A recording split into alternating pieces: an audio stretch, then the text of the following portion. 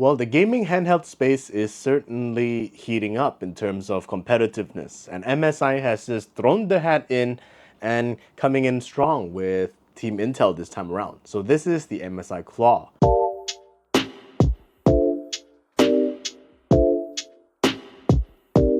And I realize just how it slowly but surely got better and better. And I'm here today to share about what type of games I really enjoy playing on my MSI Claw. But before that, just to let you know, I've updated it to the latest BIOS and the latest Intel Arc graphics driver settings. Everything is up to current and the performance that you see and whatnot will reflect those updates. And the variant that I have is the highest end variant, which is the Intel Core 7 155H variant with Arc graphics, a terabyte of SSD, 16 gigabytes of RAM, and of course all the other usual stuff such as your 7-inch Full HD display with 120Hz refresh rate and everything else in between. The first game that I particularly enjoyed is Helldivers 2 because it's a very nice social game. It's kind of lightweight, I guess, because you get to really tone down those settings. You'll be playing this enjoyably on 720p or 900p depending on your preference between prioritizing graphics and refresh rate. The buttons are pretty suitable for this specific use case. I have the smaller hands and the buttons are a little bit mushy for the triggers, and I kind of like that because you gotta be it has to be a specific way when you start aiming down and shooting on a game like Helldivers 2. And I like that mushiness because it's got a little bit more pressure that's needed to register those strokes. So that's what I pretty much like about it. And the frame rate was pretty consistent between 45 to 55 depending on the level of detail that I set and of course the resolution. And come on, these are handhelds. You are definitely going to be spending a huge amount of time configuring between your power profiles and the level of detail that comes with. The next game is JoJo's Bizarre Adventure. I actually like playing some fighting games. I like my Marvel vs. Capcom, my Mortal Kombat, but JoJo, I'm in love with the series and I really like the art style and I really like all the characters and all their stands or Hamon abilities. So that's cel-shaded style of graphics on this handheld playing as a fighting game was superb for me.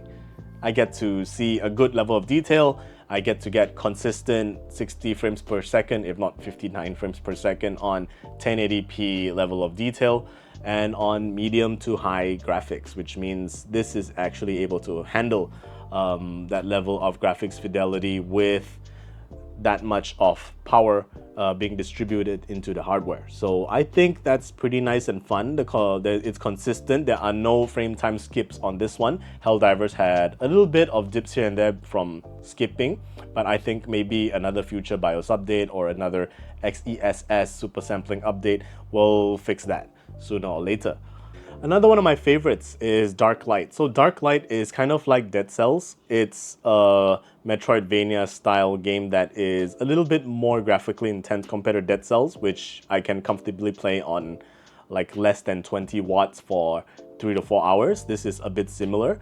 I can play this on 1080p with 120 Hz. It's one of those few games out there that you can actually deploy onto your handheld and play at that desired refresh rate and native resolution. So because it's a handheld by nature, you're gonna really just, sit there and play those games like that anyway.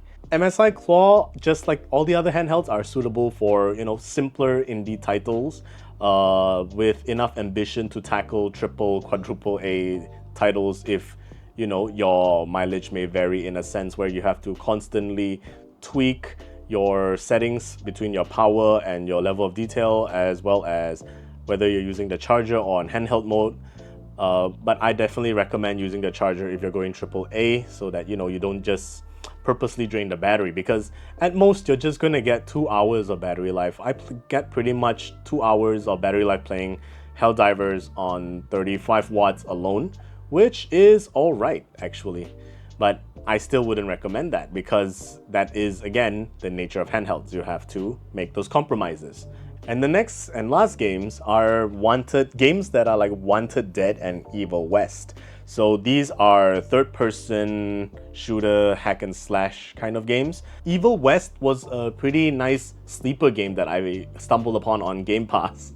And it was pretty cool because it's like that old game I used to play, Dark Watch, where you fight demons in a Wild West setting using melee punching and shooting, and using various mechanics that are almost Souls-like. You will be dodging and hitting just the same, and I think it was pretty fun. The graphics were pretty okay. I was able to get relatively consistent 40 to 60 FPS depending on my, like I said, power and graphic settings, and I found it pretty enjoyable on the MSI Claw because, it was actually semi-intense graphical game.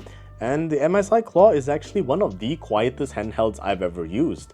And nothing, like, the whole thing is just so well designed thermally, because I know that, from behind, there's plenty of vents here and on top, and there's just so many heat pipes that just, dissipate all that heat, and you never feel a hot spot while holding it in handheld mode, which is exactly the point. You don't want to burn your hand. The only hot thing is probably just the screen because it's running at a high refresh rate, which is definitely normal. All handhelds go through that kind of thing, and you can't change anything about that. I've honestly tried games like Cyberpunk, and I still don't think it's ready for it in a certain sense. I still think it needs a lot of updates in terms of ARC drivers, maybe adjusting further the power curve in the BIOS.